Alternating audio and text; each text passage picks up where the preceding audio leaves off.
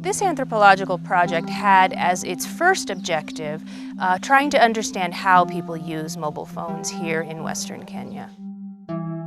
M-Pesa is a mobile money sending service that was introduced in Kenya in 2007. Since then, it has become extremely popular.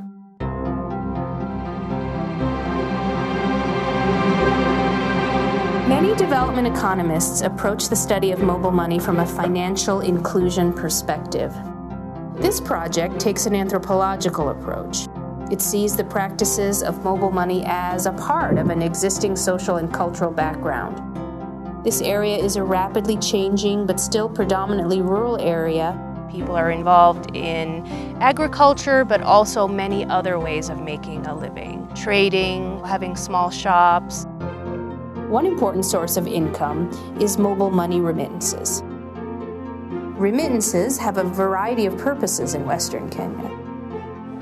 Ebulwale nalwala eja nanyolekana nda accident mara omundu wandumira chisende narumikira kaba japu ni wandumira mara chanjenda. Kama ukitaka kununua ng'ombe ama kujenga nyumba, ani shughuli kubwa kubwa, ama mtu amekosa school fees, unaweza kuenda ukatransfer ukamsaidia. Remittances have economic uses, but they also have important social meanings. They express caring and create relationships based on the exchange of assistance. When I'm just feeling good and I have a little money, then sometimes I'll send it to something to my grandmothers.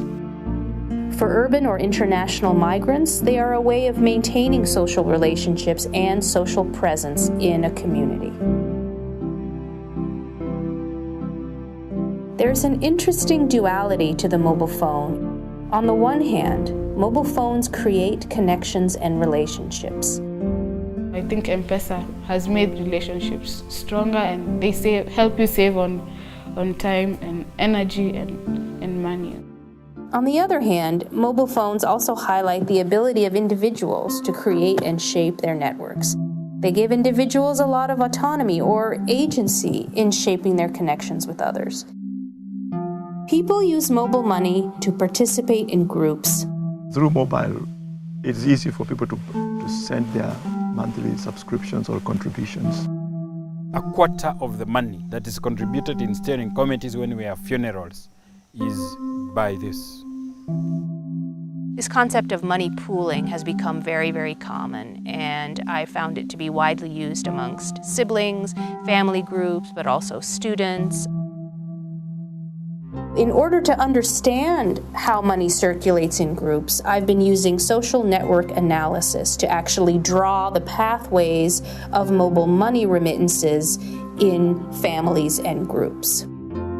As an example, Sarah is a Maragoli woman living in Kimilili. Her mother was the third wife of a polygynous man. At his death, the other wives chased her mother away from the homestead. They moved to Kimilili, where Sarah's older sister Joyce married a Dutch man. Joyce now lives in Holland and sends Sarah $200 to $300 each month. She uses the funds to support her friend and fellow seamstress, Cecilia. She also sends remittances to her brother, her mother's brother, and her mother's sister's children. Her 20-year-old niece, Flora, attends an accounting college. Flora receives the most remittances in this network. She receives money from her mother, her aunts, and her uncles. Using mobile communication, individuals like Sarah can shape networks based on dormant kinship ties and on the existing importance of siblings in Kenyan families. The project drew mobile money graphs for 14 families. This allowed us to examine the main properties of the networks.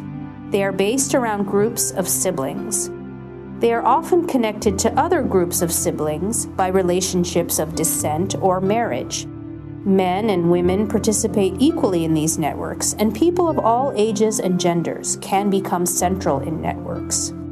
Furthermore, these networks are dense. Individuals have many connections to other individuals. These are properties that maximize the distribution of mobile money across a family group.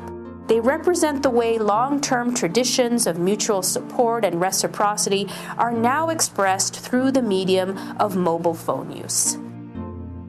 One thing we found was that women tend to receive a lot of remittances.